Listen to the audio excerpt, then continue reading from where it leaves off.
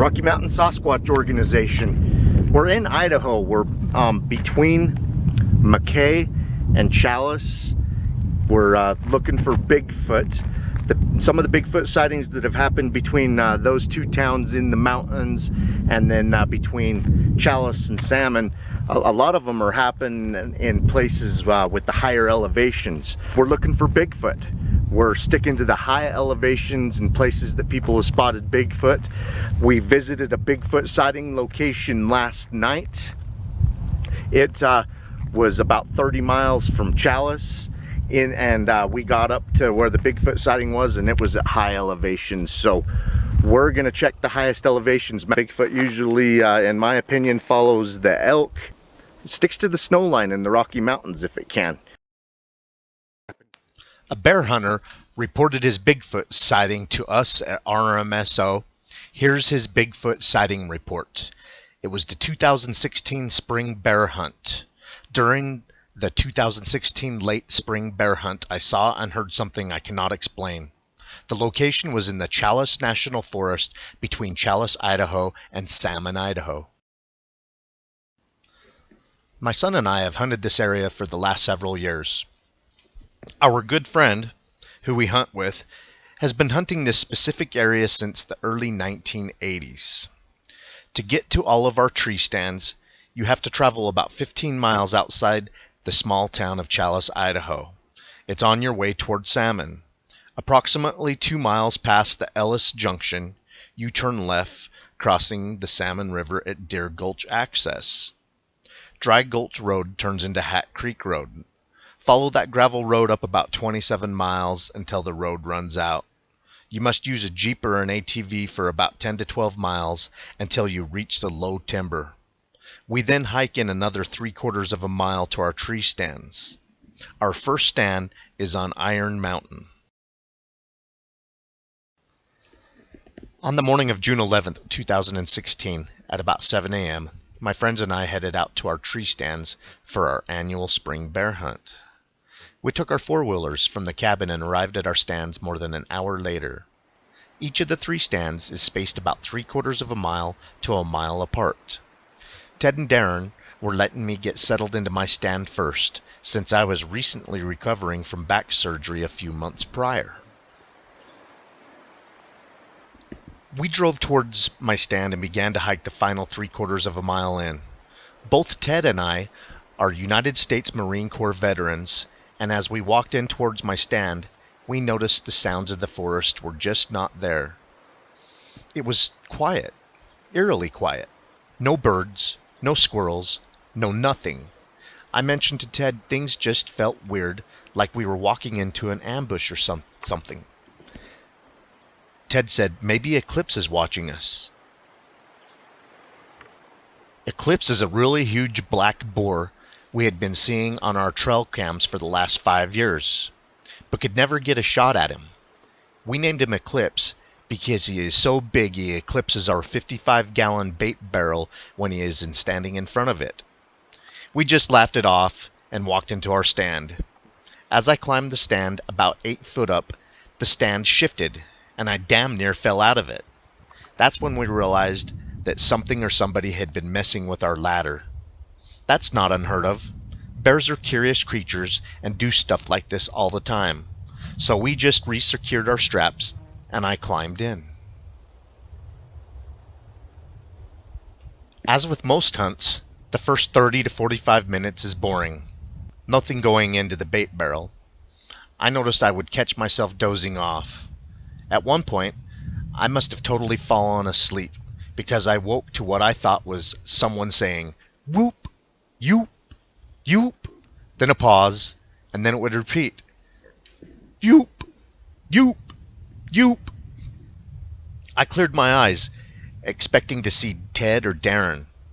I first looked down, then straight ahead towards the bait, and then to my right, and then up the hill.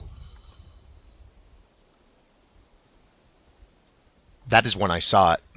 I first noticed its color, a deep, rich, red-brown coat, but much longer than a bear's coat. It was squatted down in a small open area between the trees. The length of the coat struck me as odd. so I pulled my rifle up to get a better look through the scope. Just as I got my scope on it, it turned still, in the squatting position, then stood up, used the smaller tree for a moment to get its balance, and walked away on two legs back into the tree line. I froze. I always said if I saw a Bigfoot, I'm not saying this is what it was, if I ever saw one, I would shoot it. But at that moment, I just froze. I couldn't do it. I believe I was in shock. Partially fear of the unknown, but mostly because of how much this thing looked like a human. When it stood up, I could see its back clearly.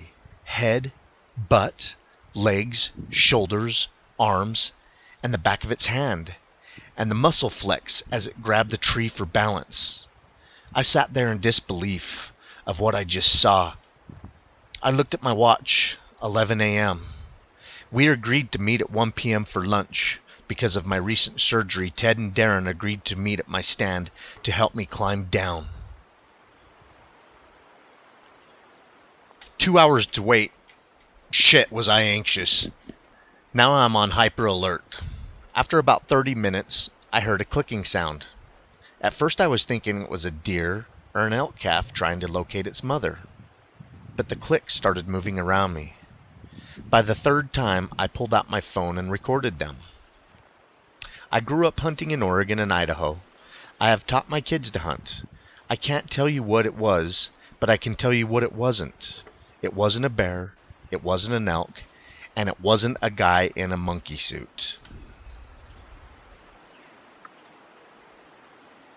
After receiving this guy's report nearly a year later, we head into the area to take a look around for Bigfoot.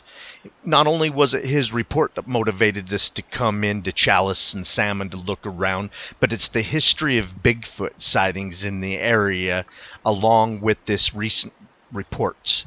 I know it was just a year ago.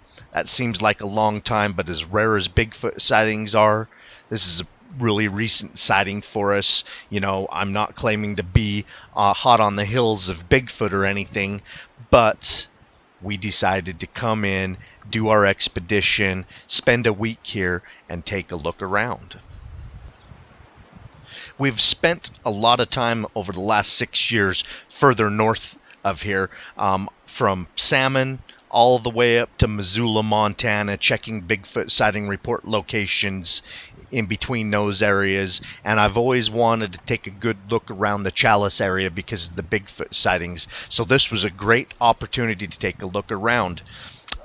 About a mile away from this guy's Bigfoot sighting report, we come upon a couple of rattlesnakes that looked like they were fighting, possibly a brutal mating match.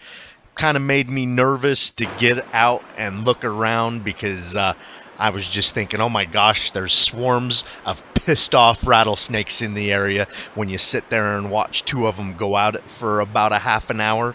So I was a little bit nervous, and I'll leave it at the end of this video. We also saw a black bear in the area.